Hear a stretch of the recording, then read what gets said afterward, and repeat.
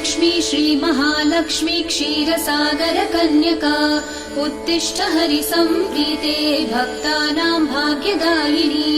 श्रीलक्ष्मी श्रीमहालक्ष्मी क्षीरसागरकन्यका उत्तिष्ठ हरिसम्प्रीते भक्तानां भाग्यदायिनी। उत्तिष्ठोत्तिष्ठ श्रीलक्ष्मी विष्णुवक्षस्थलालये उत्तिष्ठ करुणापूर्णे लोकानां शुभदायिनी। उत्तिष्ठोत्तिष्ठ श्रीलक्ष्मी विष्णुवक्षस्थलालये उत्तिष्ठ करुणापूर्णे लोकानां शुभदायिनी।